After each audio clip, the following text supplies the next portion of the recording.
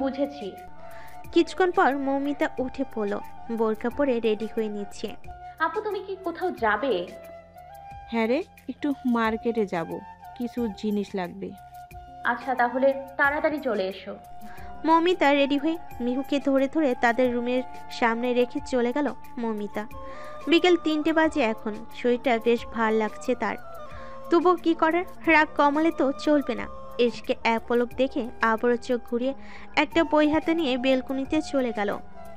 চেয়ারে বসে রেলিংয়ে হাত রেখে মুখ গোমরা করে বসে রইল। বেলকুনিটা বড় হয়, বেলকুনির অপর প্রান্তে বসে ক্যানভাসে তার অভিমানী প্রিয়তমার ছবি আঁকছে এরিস। আর চোখে মিহু তাকাচ্ছে হঠাৎ হঠাৎ, তবে সেটা এরিসের চোখ এড়ায়নি। নিঃশব্দে হাসল সে। ছবি আঁকা শেষ, মিহু অভিমান নিয়েই বসে খুব মনোযোগ দিয়ে বই পড়ছে। কিন্তু বইতে কি আদৌ মনোযোগ আছে তার? হয়তো না।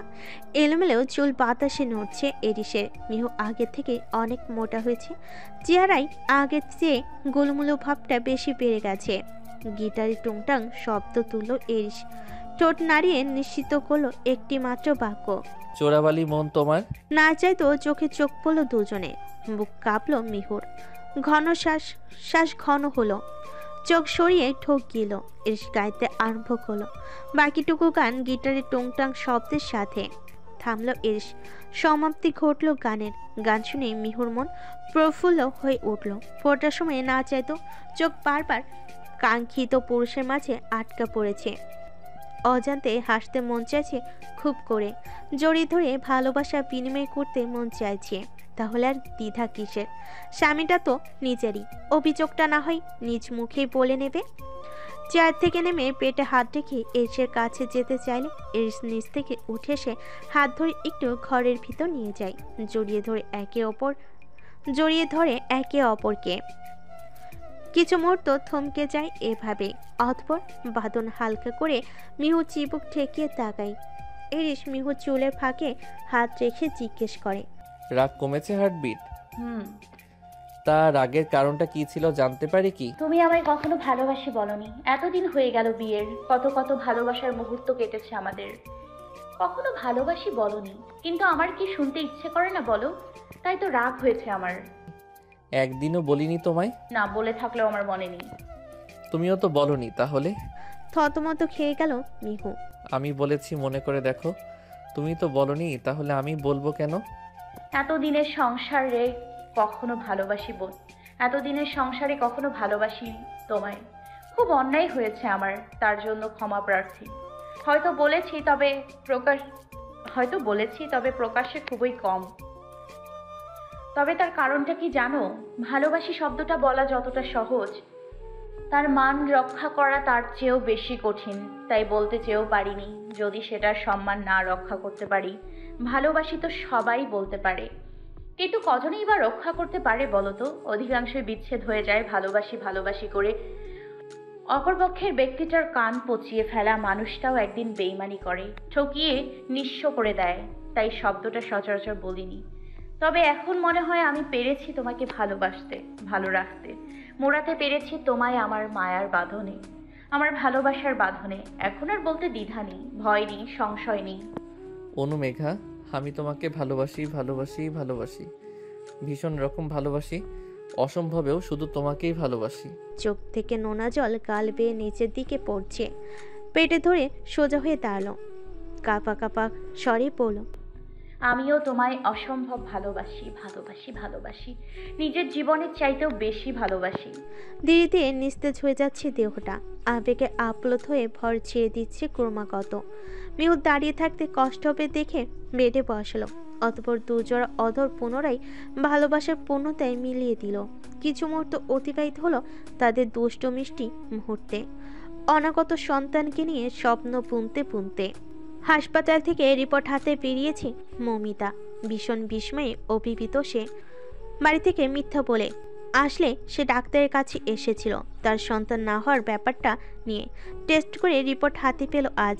রিপোর্ট দেখার পর থেকেই বাখারা হয়ে পড়ছে, কানের মাঝে বাড়ছে শুধু, আপনি কখনো মা হতে পারবেন না কথাটা ঘোরের মধ্যে আছে। কান্নারা দলা পাকিয়ে আছে। আনমনে স্তব্ধ হয়ে রাস্তা পার হচ্ছে সে। আর বারবার তার স্বামীর মুখটি স্মরণে আনছে। হঠাৎ করে থমকে গেল সে।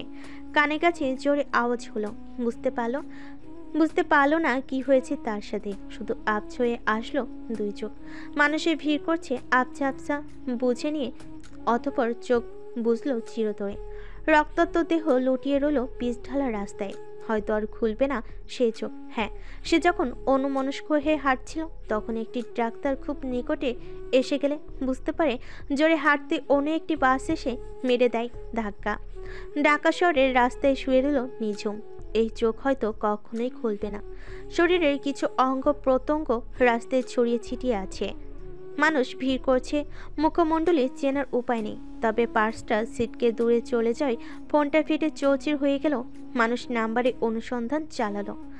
আতিশ দেওয়ানের হঠাৎ করে আবারও বুকে ব্যথা দেখা দিয়েছে।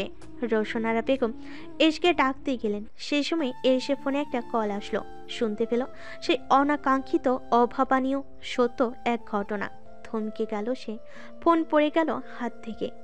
জিজ্ঞাসু দৃষ্টিতে তাকিয়ে রইল মিহু। দরজায় নখ হচ্ছে শুনে গিয়ে দরজা খুলে দিল। বাবার হার্টের কথা শুনে আরো বেসামাল হয়ে গেল এরিস। কোন দিকে যাবে দিশা পাচ্ছে না। সমুখে কল করে সব বলল মৌমিতাকে বাড়িতে আনার ব্যবস্থা করতে। প্রত্যেক ইতিমধ্যে ছুটে যাচ্ছে, তাকেও যেন সামলাই সে এদিকটা দেখে। সব কথা চুপি চুপি শুনে নিল মিহু। সঙ্গে সঙ্গে চিৎকার করে কেঁদে উঠল সে। শুনে নিল রোশনার বেগমও। এই দ্রুত দুজনকে সামলে নিল। আড়াল করতে চাইল আতিশ দেওয়ানের থেকে, কিন্তু কতক্ষণই বা পারবে। আতিশ দেওয়ানের রুম কাছে হওয়ার কান্নার আওয়াজ পেয়ে উঠে আসলেন, কিছু শুনেও ফেলেন। এই শুধু ছুটে এসে বলল বাবা। রাত 11টা। দাপন শেষে মমিতাকে চিরতরে শুইয়ে দিয়েছে মাটির কবরে। তবে শুধু একা কবরে শুইনি, শুয়েছে তার প্রাণপ্রিয় বাবা আতিশ দেওয়ানও। হাসপাতালে নেওয়ার 1 ঘন্টা পরেই তিনি জীবনের শেষ নিঃশ্বাস ত্যাগ করেন। এস নিজেকে আর ধরে রাখতে পারেনি। অনেক কষ্ট সামলাতে পারেনি সৌম্য নিজেই ভেঙে পড়েছে। তারপর চেষ্টা করেছে খুব। সকল আত্মীয় স্বজন এসে ভিড় করেছে। মৌমিতার মৃত্যুর খবর নিতে পারেননি তিনি। তাই তিনিও চলে গেলেন নিজের প্রাণপ্রিয় বৌমার কাছে। হাউমা করে কাছে এখনো সকালে। দুটো মৃত একই দিনে একই বাড়িতে। অর্ধেক সেলাইকৃত শেষ কাঁথাটা বুকে জড়িয়ে ধরে কাঁদছে মিহু। কিছু কাঁথা সম্পূর্ণ করেছিল, সেগুলো বুকে জড়িয়ে নিঃশব্দে কাঁদছে। ভাবছে দুই বোনের কত স্মৃতি, কত শত কথা, কতটাই না ভালোবাসতো, আগলে রাখতো তাকে। আবার তার আরেক বাবাকেও হারালো। কি সুন্দর সুন্দর মুহূর্ত কাটিয়েছে তার শ্বশুরের সাথে। যখনই সময় কাটাতে চাইতো তখনই সে বিভিন্ন খেলা খেলতো তার বাবার সাথে। পুরনো দিনের গল্প গুজব করতো, টুকটাক রান্না করে খাওয়াতো। আজ সব স্মৃতি হারিয়ে গেছে। দুটো মানুষ, কেউ তাকে যত্ন করে খাওয়াবে না, রান্না করতে গেলে সাবধান হতে বলবে না। তবে মিহুর বাবা আশরাফ শের মেয়েকে সামলাতে চেষ্টা করছেন। 8 মাসের গর্ভবতী মিহু এভাবে ভেঙে পড়লে তারও ক্ষতি হতে পারে। রোশনারা বেগম ঠাই ফুলরে বসে আছেন যেন অনুভূতিহীন পুতুল। মৌমিতার কবরের উপর শেষবার হাত বোলালো অমিত। চলে যেতে হবে তাকে সেই কারাগারে। মৌমিতার মা বাবা অঝরে কাঁদছে। নিঃসন্তান হয়ে গেল হঠাৎ ঝড়ের কারণে। এক সন্তান থেকেও নেই। একটু দূরে বাগানে মাটিতে স্থির হয়ে বসে আছে প্রত্যয় আর এরিস। প্রত্যয় তো তার জীবনের সবচেয়ে গুরুত্বপূর্ণ দুজনকে হারিয়েছে, যাদের হারিয়ে সে বেঁচে থেকেও মৃত। প্রিয়তমা স্ত্রী যাকে কিনা সকালেই মুখে তুলে খাইয়েছিল সে। অন্যজন তো জন্মদাতা। স্মৃতির কমতি নেই, চোখ থেকে আপনা আপনি পানি ঝরছে। সবে কবরের এখান থেকে সরে গেলে এই দুটো কবরেই একটু হাত বুলিয়ে চলে গেল। কষ্ট তো হচ্ছে, তবে সবেকে তো ভেঙে পড়লে চলবে না। মূলত প্রত্যয়কে স্পেস দেওয়ার জন্যই চলে গেছে, যেন কিছুটা হালকা হতে পারে। এরিস একটু দূরে যেতেই দুই কবরের মাঝখানে শুয়ে চিৎকার করে কান্না করছে। প্রথমে গেল বাবার কবরে। বাবা, ও বাবা, বাবা শুনতে চাচ্ছ তুমি? বাবা, তুমি কিভাবে ফুরিয়ে গেলে বলো তো? কে ডাকবে আমার প্রত্যয় বলে? কে আমার কাজের প্রশংসা করবে, শাসন করবে না? বাবা তুমি সকালেও তো ভালো ছিলে, এখন কোথায় ছেড়ে গেলে বলো তো? মনে আছে ছোটবেলায় তুমি আমাকে কত কত গল্প শোনাতে? আমি কিভাবে ফুরিয়ে গেল বাবা? তুমি কিভাবে ফুরিয়ে গেলে বাবা? তোমাকে ডাক্তারের কাছে নিয়ে যাব তো? ও বাবা। আরও হাজারো চিঠি বলে বলে কাঁদতে থাকলো। মৃত ব্যক্তি আর উত্তর দিবে। কিছুক্ষণ পর মমিতাকে ডাকছে। মো, কোথায় আছো তুমি? মো, কোথায় তুমি? কোথায় গেলে? আমাকে ছেড়ে একবার ফিরে আসো না। একবার জড়িয়ে ধরো আমায়। আমি কাকে বুকে নিয়ে ঘুমাবো? কার সাথে সুখ দুঃখের বিনিময় করব? কার মাঝে সুখ খুঁজব? কে আমায় খাইয়ে দেবে? আমি উপহার এনে কার রাগ ভাঙাও? প্লিজ তুমি ফিরে এসো। কার কপালে চুমু খেয়ে অফিসে যাব? তুমি এভাবে ছেড়ে চলে যেতে পারলে আমায়? পাগলের মতো হাউমাউ করে কান্না করছে। করবেই তো। কাছের মানুষগুলো যখন চলে যায় তখন কি আর শক্ত থাকা যায়? কখনোই না। অদূরে দাঁড়িয়ে থেকে সব দেখলো এরিস। নিজেও কাঁদছে, কষ্ট পাচ্ছে খুব, তবে পদ্মের মতো প্রকাশ করতে পারছে না। কাছের মানুষ যার চলে যায় সেই বুঝে তার মর্ম। শেষ রাত, প্রায় 4টে বাজে। সবে এখন ঘুমে আচ্ছন্ন। এই সময়টাই সাধারণত কেউ সজাগ থাকে না। সারাদিন শক্ত খলসের আবরণে ঢাকা পুষ্টি এখন ভূমিতে লুটিয়ে পড়ে কাঁদছে। বাবার সাথে ভালো করে বোঝাপড়া হলো না। বাবাকে নাতির মুখ দেখাতে পারলো না। তার আগে কিনা চলে গেল। বোনের আসনে বসানো মেয়েটাও চলে গেল। এটা না হলে কি খুব বেশি ক্ষতি হয়ে যেত? হয়তো হয়ে যেত। তাই তো পরিবারের দুটো মানুষকে সৃষ্টিকর্তা নিয়ে গেল। শক্ত পুরুষটাও মিয়ে গেছে এখন। অনবরত কেঁদেই চলেছে। দুদিন কেটে গেছে। ঘর থেকে এক চুলো কমেনি শোকে ছায়া। দরজার বাহিরে বাচ্চাদের কোলাহল শরগোল শোনা যাচ্ছে। বাগানের খোলা অংশটায় লোক সমাগমে ভিড়। কোনো ব্যক্তি মারা গেলে তার শোকে মনে মনে হয়তো চিরকালই থাকে। তবে সৃষ্টিকর্তার অশেষ নিয়ামতে মানুষ ধীরে ধীরে স্বাভাবিক হয়ে যায়। মানিয়ে নিতে হয় এই ব্যস্ত পৃথিবীর সাথে। কারো খুব কাছে কেউ চলে গেলে সেই শোক কাটাতে বেশ কিছুদিন লাগে, তবে ধীরে ধীরে সব ঠিক হয়ে যায়। চারপাশে তাকালেই দেখা মেলে মানুষ প্রকৃতির এক নিয়ম মেনে কত সহজেই ভুলে যায় পরিবারের মৃত সদস্যকে। রয়ে যায় তার স্মৃতি। হ্যাঁ, সবাই স্ট্রং হয় না, তবে কান্না করতে করতে একটা সময় আর চোখ দিয়ে পানি পড়ে না। শুধু মনে পড়ে তারই কথা। ভেসে ওঠে অতীতের পাতা, কেঁদে ওঠে মন। তবে মানুষ চিরকাল থাকবে না। হয়তো লক্ষ্য করলে দেখা যাবে আত্মীয়দের মাঝে যেই মানুষটি বেঁচে নেই অনেকদিন, তাকে কোনো কারণ ছাড়া তাকে স্মরণ করাও হয় না। এটাই নিয়ম। এসে পা দুটি নিস্তার নেই।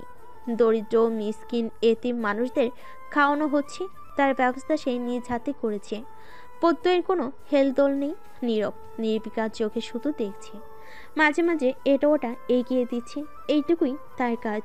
মাঝে মাঝে চোখ ভরে উঠছে, আবার লোক সমাগম এড়িয়ে অগোচরে রুমাল দিয়ে পরিষ্কার করে নেই সেই পানি। এত এত মানুষ খাওয়াতে এসে দুর্দণ্ড কোথাও দাঁড়াতে পারছে না। সব দিক সামলাতে হচ্ছে।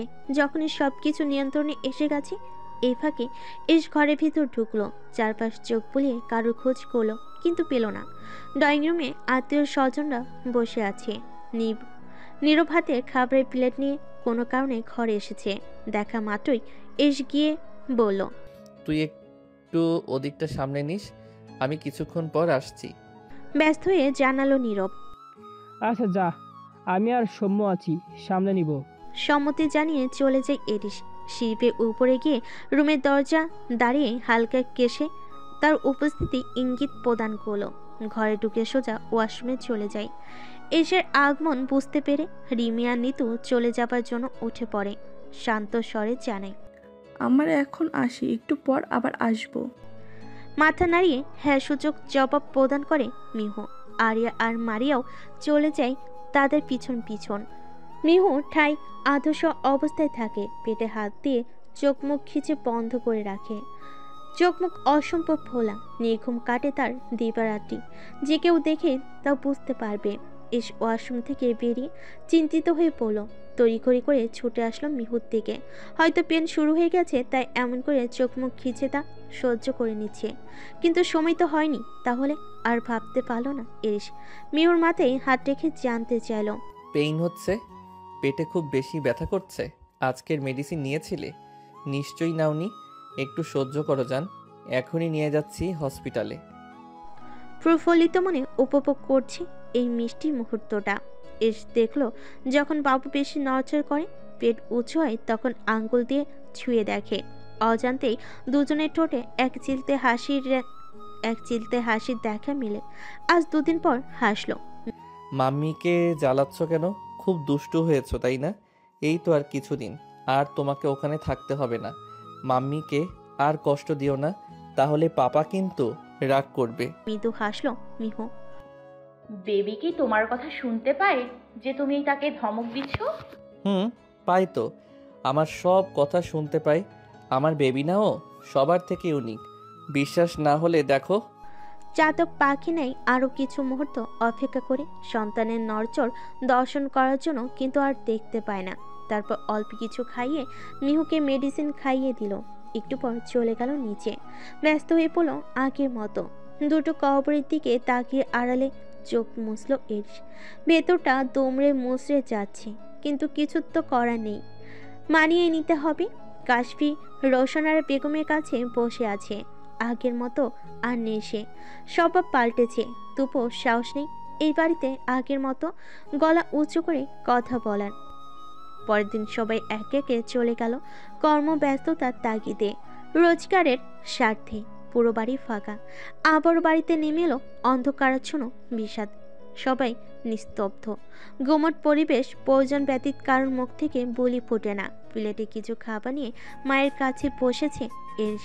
তার পেটেও কিছু পড়েনি, কিন্তু মায়ের চিন্তা আগে তার কাছে। মিহু রোশনার বেগম ছবির গা এলিয়ে বসে আছে। প্রত্যেক এক ধ্যানে কোথাও একটা তাকিয়ে আছে। তার ভিতর অনুভূতি আছে কি নেই বোঝা মুশকিল। নিবিষরে এরিস শুধালো। মা খেয়ে নাও। মুখের সামনে খাবার ধরলো। বুকে অসহনীয় দন হচ্ছে তার। তবুও মায়ের সামনে ভেঙে পড়তে চায় না, তাই অতি স্বাভাবিক আচরণ করে। তুই খেয়েছিস?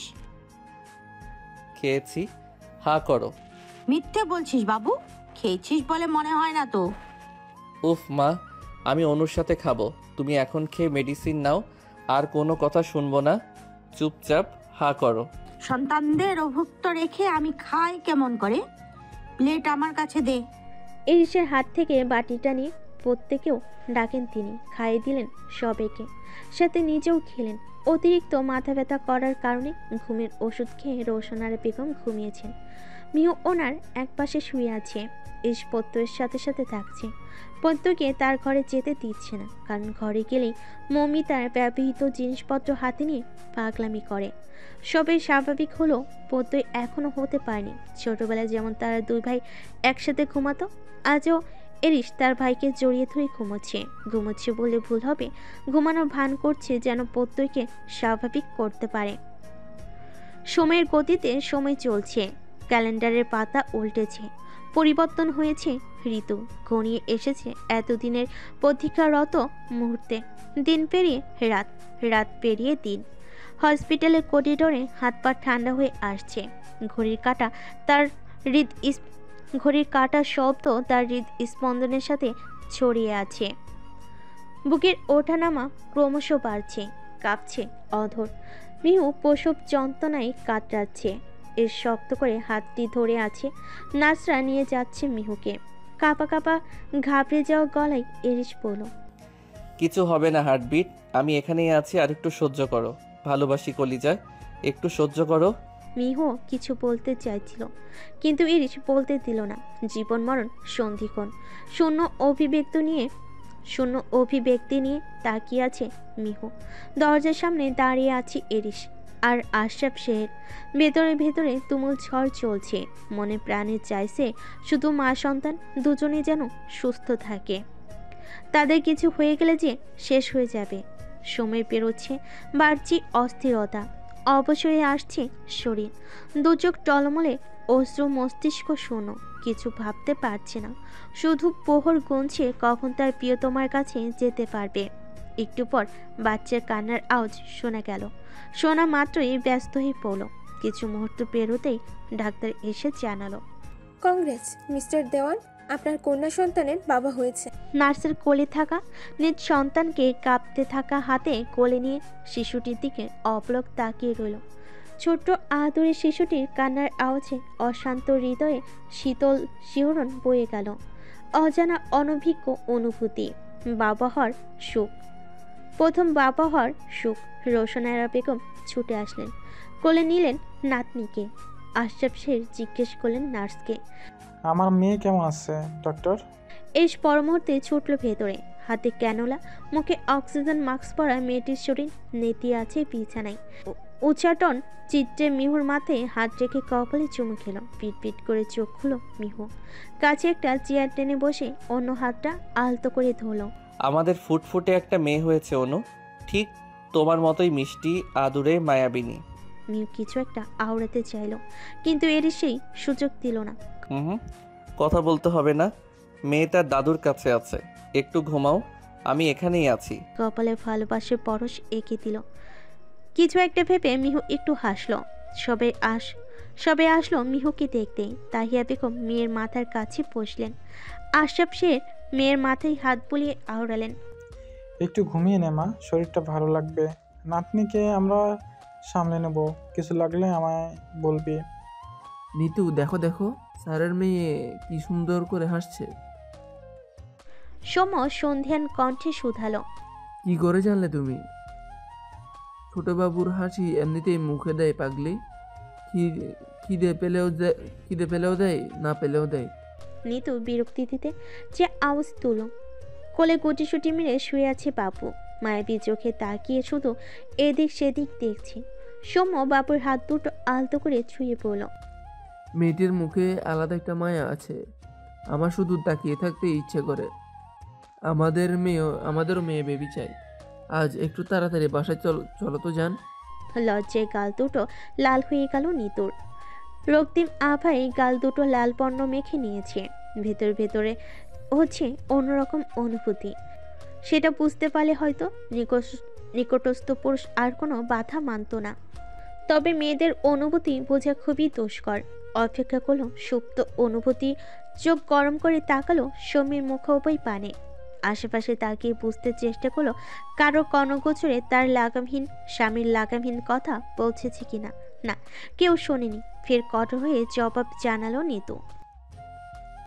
অমনি বাবু কেঁদে দিল। নিতু পায়চারি করছে বাবুর কান্না থামানোর জন্য। মিনমিন করে নিতুর কাজ ঘেঁষে বলে। এই না যান, এমন কথা কোশমিন কালাও ভেবো না। আমরা এমনিতেই পিছিয়ে যাচ্ছি। নীরব ভাইয়াকে কিছুতেই আগে যেতে দেওয়া যাবে না। আমরা তাদের আগে বাবা মা হব, বুঝেছো? দাঁতে দাঁত পিষে নিতু বলল। অমনি এরিস চলে এলো। আমার কাছে দাও। মুচকি হেসে নিতুর থেকে মেয়েকে কোলে নিল। অদ্ভুত এক অনুভূতি, যা অবর্ণনীয়। হাত কাঁপছে নিজের মেয়েকেই কোলে নিতে। দেখে কেমন জানি খুশি খুশি লাগছে। খুব আপন কান্নার আওয়াজটা। এ বুঝি বাবা হওয়ার অনুভূতি। বাবুর কান্না থামছে না।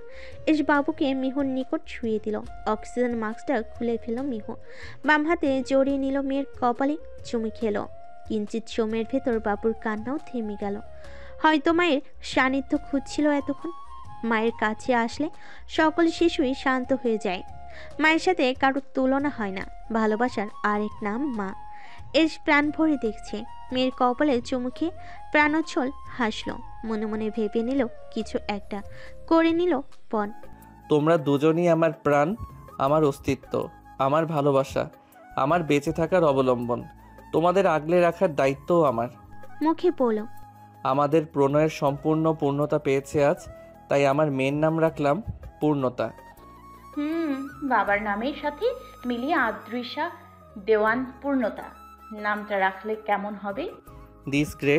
This will be the best name for my daughter. দরজা থেকে দাঁড়িয়ে এই দৃশ্য দেখে কাপড়ে আঁচল টেনে মুখ মুছলেন রওশনারা বেগম। অদ্ভুত কান্নার মাঝে হাসছেন তিনি। আর যদি উনি বেঁচে থাকতেন, এই সুখটা তিনিও ভোগ করতে পারতেন। 3 বছর পর কাক ডাকা ভোর, কিঞ্চিত কুয়াশা আচ্ছন্ন। রাতভর বৃষ্টি হয়েছে, তাই শীতল আবহাওয়াটা শরীরে বাড়ছে খুব। বৃষ্টির রেশ এখনো কাটেনি। সুর শব্দ করে মাঝে মাঝে শীতল হাওয়া বইছে। রিনরিনে কান্নার আওয়াজে কোনো মতে শাও নিয়ে বেরিয়েছে মিহু আর এরিস। ভোরবেলায় শাও নেওয়ার মৃদু কাঁপছে দুজন। ড্রেসিং টেবিলের সামনে মিহুর ভেজা চুল ড্রাই করে দিচ্ছে এরিস। বড় বেডের থেকে একটু দূরত্ব রাখা ছোট আরেকটি বেড, যা বেবিদের জন্য তৈরি। বিভিন্ন রকমের ডল ভর্তি বেডের মাঝখানে বসে ফ্যাল করে তাকিয়ে রইল পূর্ণতা। অবুঝ নয়নে অস্পষ্ট পুলিতে প্রশ্ন ছুল। বিপাকে পড়ে গেল মিহু। কি উত্তর দিবে? খানিকটা লজ্জাও পেল, তবুও কড়া গলায় দাঁত কটমুটিয়ে এরিসকে কথা শোনালো। এবার কি বলবো? বলেছিলাম না মেয়েকে তার দাদুর কাছে রেখে আসি, শুনলে না তো? তখন ঘুমিয়েছিল তো তাই রেখে আসিনি। বৃষ্টি ভেজা রাতে এত সুন্দরী বউ কাছে রেখে কন্ট্রোলে থাকা যায়? অন্য কিছু কি খেয়াল থাকে তখন? পূর্ণতা ঠোঁট ফুলে বসে আছে। মিহু বলল, কিছু বলছি না পূর্ণ, তুমি এত সকালে উঠে পড়েছো কেন? আর একটু ঘুমাও। এস পূর্ণতাকে কোলে নিয়ে ফ্রেশ করাতে নিয়ে গেল। ফ্রেশ হয়ে নিচে গেল। টেবিলের কাছে নিয়ে গেলে ছোট্ট পূর্ণতা বলে, তুমি এই কথা এখনো মনে রেখেছো প্রিন্সেস? মনটা কেঁদে উঠল এরিসের। তারা বেঁচে থাকলে হয়তো দিনগুলো আরো সুন্দর হতো। এস প্রতিদিন অফিসে যাওয়ার আগে কবরের পাশে যেয়ে কিছুক্ষণ দাঁড়িয়ে থাকে, সেটা দেখে পূর্ণতা নানান প্রশ্ন করে। এস খুবই ধৈর্য নিয়ে সব প্রশ্নের জবাব দেয়, কিন্তু প্রত্যয় ভরে ওঠেই কবরের কাছে কিছুক্ষণ বসে থেকে তারপর দিনগুলো শুরু করে। আগের মতো নেই, সে খুব চুপচাপ হয়ে গেছে, সবার থেকে আলাদা থাকতে পছন্দ করে। তবে পূর্ণতা যতটুকু সময় ওর সাথে এসে খেলা করে ততক্ষণ প্রত্যয় আগের মতো হয়ে যায়। প্রত্যয় সিঁড়ি পেয়ে নামছিল। পূর্ণতা প্রত্যয়কে দেখা মাত্রই বলল, আরে পূর্ণ, এত সকালে উঠে পড়েছো কেন মামুনি? বরদের মতো কপালে হাত দিয়ে বলল। প্রত্যয় কোলে তুলে নিল পূর্ণকে। তারপর যেতে যেতে পুনের অহিতুক বকবক শুনল। সন্ধ্যাবেলা সূর্য যখন পশ্চিম আকাশে সম্পূর্ণ ডুবে যাচ্ছে, অফিস থেকে ফিরছে এরিস। কোমরে কাপড় গুছিয়ে রান্না করছে মিহু। কোনো একটা কারণে এরিস রাগে পড়ছে।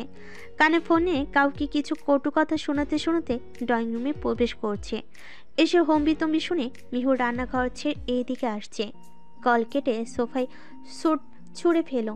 অমনি এসে পেছন পেছন পূর্ণতা হাতে ব্যাগ নিয়ে ঢুকে উদ্ভ্রান্তের ন্যায় একটু অস্পষ্ট স্বরে বলল। ফলে চুরি থেকে ছুরিটা নিয়ে বলে, এইটুকুনি বাচ্চার কথা শুনে এস হা হয়ে আছে। আচানক হয়ে গেল। এস তাড়াতাড়ি কোলে তুলে নিল পূর্ণতাকে। ভয় ভয় গলায় বলল, পূর্ণ, এসব তোমায় কে শিখিয়েছে প্রিন্সেস? এস মিহুর দিকে তাকালো। মিহু ভেঙচি কেটে বলল, কোথা থেকে শিখবে আবার? রক্তে মিশে আছে গুন্ডামি। বাবার প্রিন্সেস কিনা, এর থেকে ভালো আর কি আশা করা যায়? হতাশার নিঃশ্বাস ফেল এরিস। শেষে কিনা তার মেয়ে গন্ডি হলো। অমনি আরেকটা বাচ্চার কান্নার আওয়াজ পাওয়া গেল, খুব চেনা কণ্ঠস্বর। মিহু দৌড়ে গেল প্রবেশদ্বারে। গিয়ে দেখে ইয়াশ কান্না করছে। মিহুকে দেখতে হাত দুটো উড়িয়ে দিল কোলে নেওয়ার জন্য। মিহু কোলে তুলে চোখ মুছে দিতে দিতে বলে, কি হয়েছে ইয়াশ, কাঁদছো কেন? কেউ কি বকেছে? মাথা নাড়াই ইয়াশ। পিছনে গাড়ি নিয়ে দাঁড়িয়ে আছে আশরাফ শেহের। দেখতে পেয়ে একটা মিষ্টি হাসি উপহার দিয়ে মিহু শুধালো, ভেতরে এসো বাবা। মিহুর সাথে ঘরে আসলেন তিনি। ড্রয়িং রুমের সোফায় বসলেন। মিহুর কৌতূহল দৃষ্টি। বাবা, ও কাঁদছে কেন? আরে আর বলিস না, পূর্ণকে নিয়ে যাওয়ার পর দুজন ভালোই খেলছিল। জানি না তাদের মাঝে কি হলো। পূর্ণ হঠাৎ এসে বায়না ধরলো বাড়িতে চলে আসবে। সাথে ইয়াসও কেঁদে কেঁদে বলছে ফুপির কাছে যাবে। আমার আর কি করা, নিয়ে আসলাম দুটোকে। নাক টেনে হিসকি তুলতে তুলতে ইয়াশ বলে, ফুপি, ও আমাকে মেরেছে। আঙ্গুল তাক করে দেখলো পূর্ণতার দিকে। কটমট দৃষ্টিতে তাকালো মিহু পূর্ণতার দিকে। পূর্ণতা তার বাপকে জড়িয়ে ইয়াশকে আঙ্গুল নাড়িয়ে ইশারায় হুমকি দিচ্ছে। মিহু কড়া গলায় বলে, পূর্ণ, তুই ওকে মেরেছিস কেন? ও তোর বড় ভাই হয় না? পূর্ণ তার বাবাকে চাপটে ধরে কানে কানে বলছে। এসে হালকা করে পিঠে চাপড় দিয়ে বোঝে সে বাঁচাবে।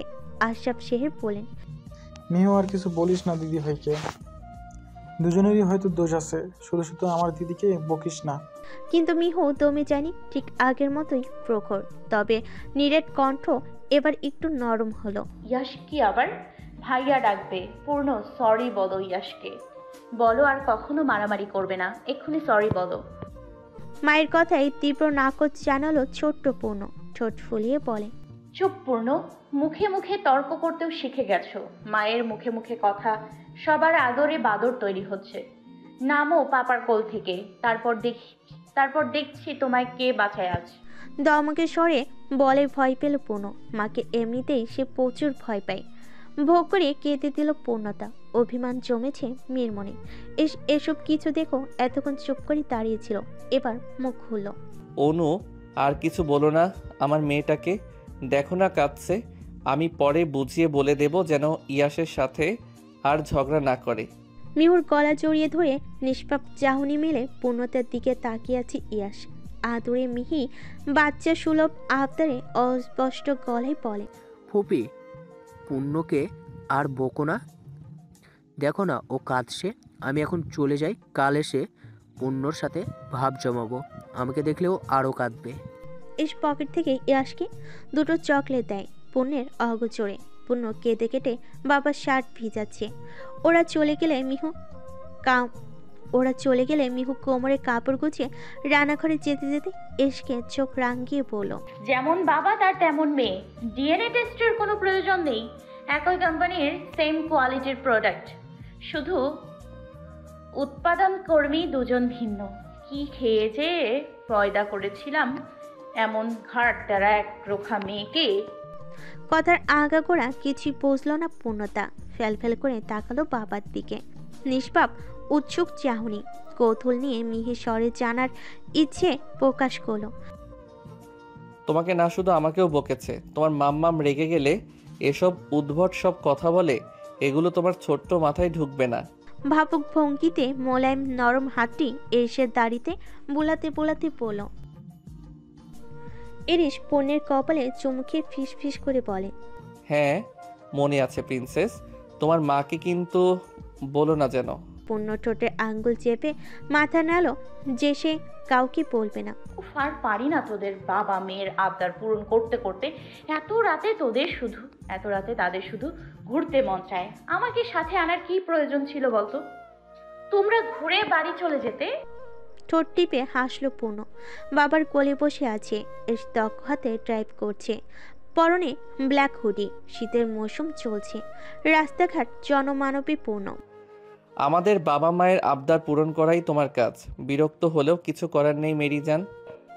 3 দিন হলো কক্সবাজার থেকে ঘুরে এসেছি, তবু তোমাদের শুধু ঘুরতেই মন চায়। তাড়াতাড়ি চলো, বাড়ি ফিরতে হবে।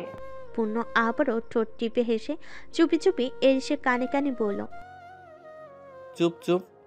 পূর্ণতা তার ছোট ছোট হাত দিয়ে চেপে ধরে হাসে। বেশ মজা পাচ্ছে সে। কুটি কুটি হেসে পাপাকে জড়িয়ে ধরছে। একটি বাচ্চা মেয়ে কেঁদে কেটে অস্পষ্ট স্বরে বলল, আমাল থেকে চিপস নিয়ে গেতে। বাচ্চা মেয়েটিকে কোলে নিয়ে সোমা এক বুক হতাশার নিঃশ্বাস ত্যাগ করল। তোমার মা যদি সঠিক সময়ে আমার কাছে আসতো তাহলে নির্হার আর তোমার থেকে চিপস নিতে পারতো না।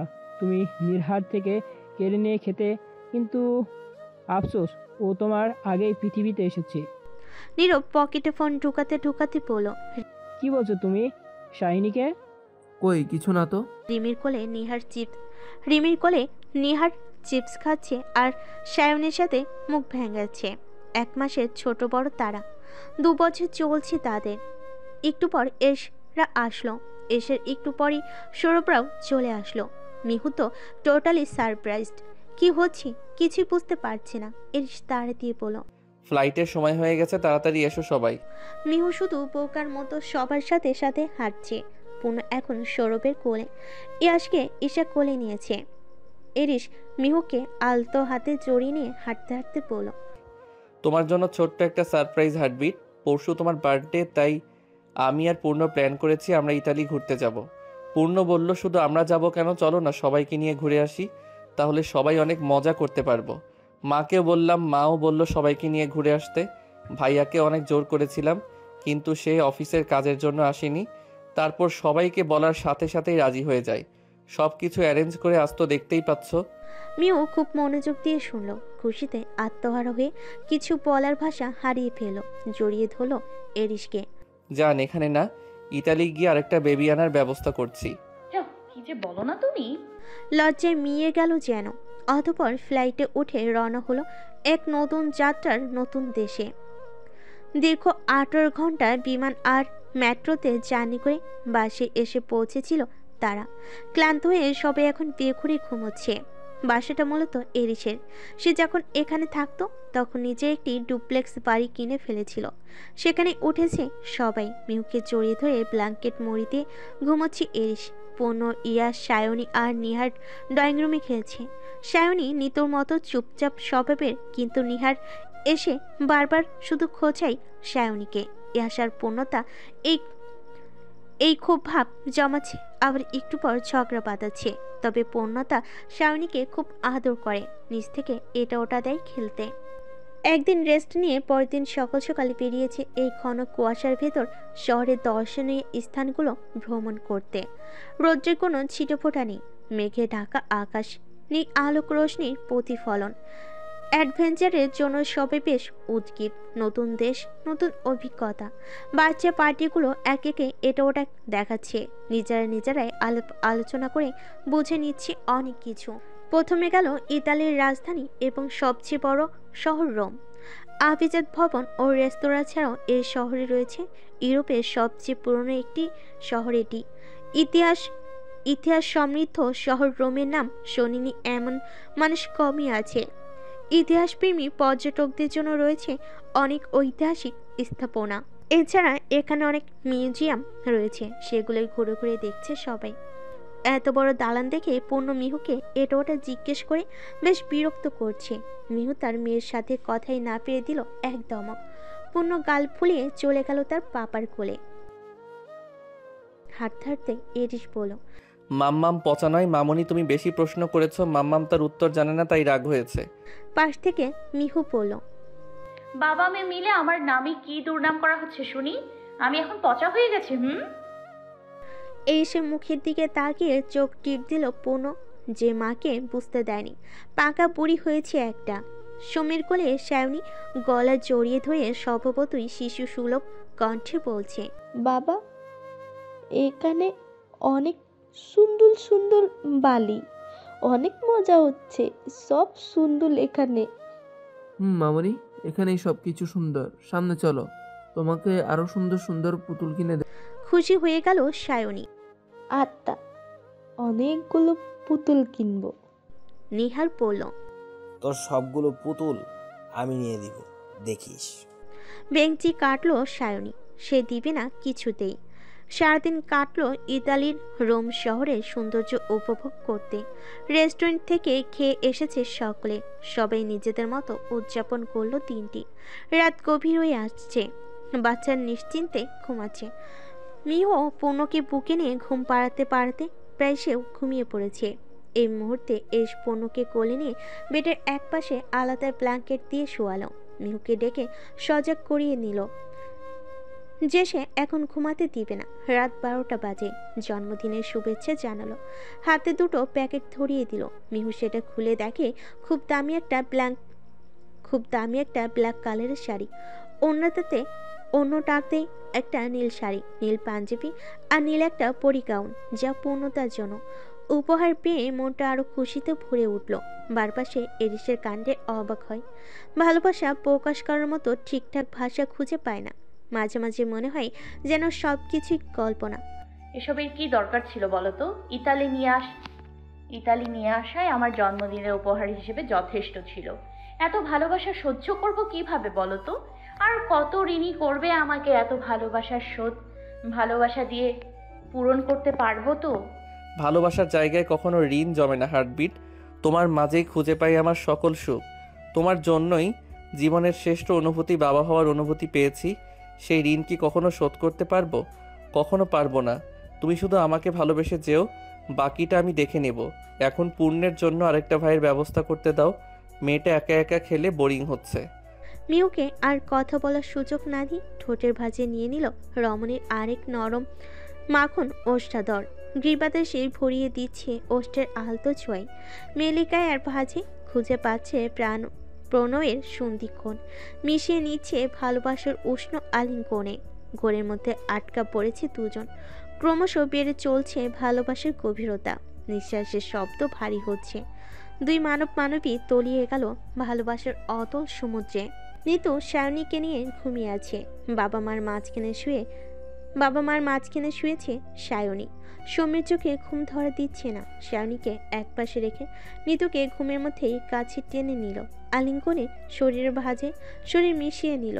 পরপর ঘুমন্ত নিতুর সারা মুখে ছোট্ট ছোট্ট চুমু দিয়ে ভরিয়ে দিল। তবু নিতুর ঘুম ভাঙার নাম নেই।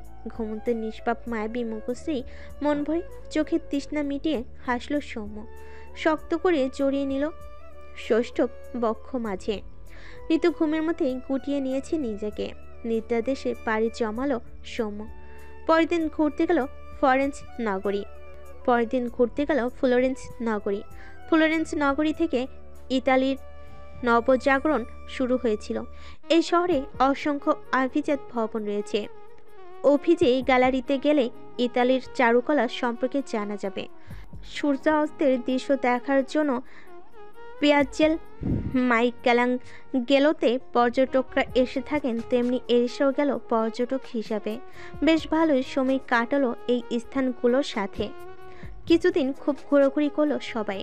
নিকটস্থ কাছের স্থানগুলোতে বেশ ভালোভাবেই ঘোরাঘুরি করলো। অ্যাডভেঞ্চার সময়টা সবচেয়ে বেশি উপভোগ করেছে ছোটরা। কর্মব্যস্ততার তাগিদে আর এখানে থাকা সম্ভব হয়ে উঠল না কারোর। ভ্রমণ করার জায়গার অভাব নেই এই বিশাল পৃথিবীতে। তবে একেবারে সব ঘুরে দেখার মতো অঢেল সময় নেই কারোর হাতে। চলে এসেছে নিজ দেশে। মিহু আজ পুরো বাড়ি পরিষ্কার করেছে, সাথে কাজে মেয়েটাকে নিয়ে। পুনঃ তার দাদুর সাথে খেলা করতে করতে ওই রুমেই ঘুমিয়ে পড়েছে। মিহুর শরীরটা ভালো লাগছে না। তারপর সারাদিন কাজ করে এখন বেশ ক্লান্ত।